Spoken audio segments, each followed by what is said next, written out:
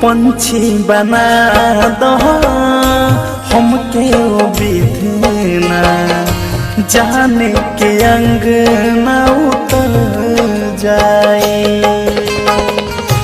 पंछी बना दो हमके ओ विधना, जाने के अंग न उतर जाए।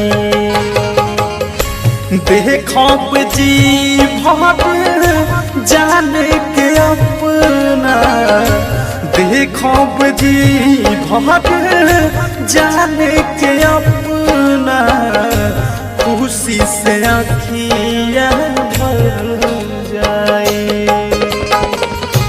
पंछी बना दो हमके वो विधना, जाने के अंग न उतर जाए।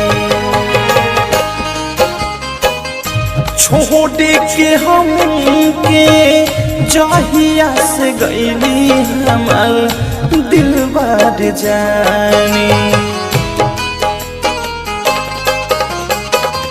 सहे ना जुदाई नींदिया से अखिया झड़ झड़ गिरत पानी। देख के फोटो तड़पी बाकी कुछ नहीं अखिया कर पाई। पंछी बना दो हमके ओ विधना, जाने के अंग न उतर जाए।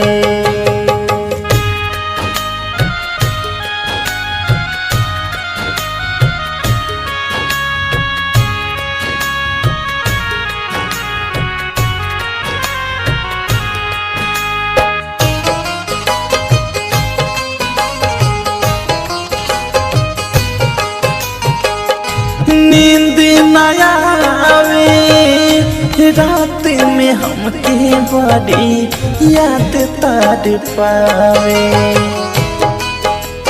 हो मन कहते मर जाई खाके महुरवा, कुछ ना समझ में आवे।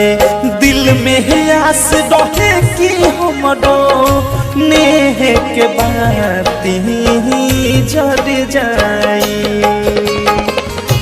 पंछी बना दो हमके ओ विधना, जाने के अंग न उतर जाए।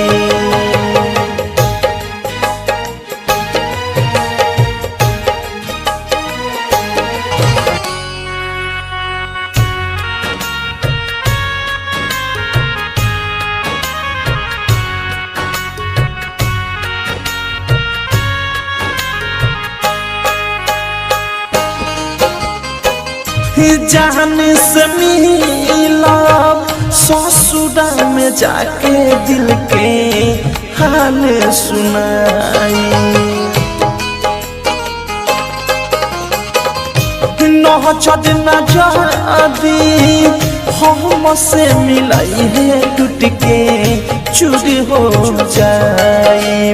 रूपलाल बिकी अवधेश प्रेमी तड़प तड़प के मर जाए। पंछी बना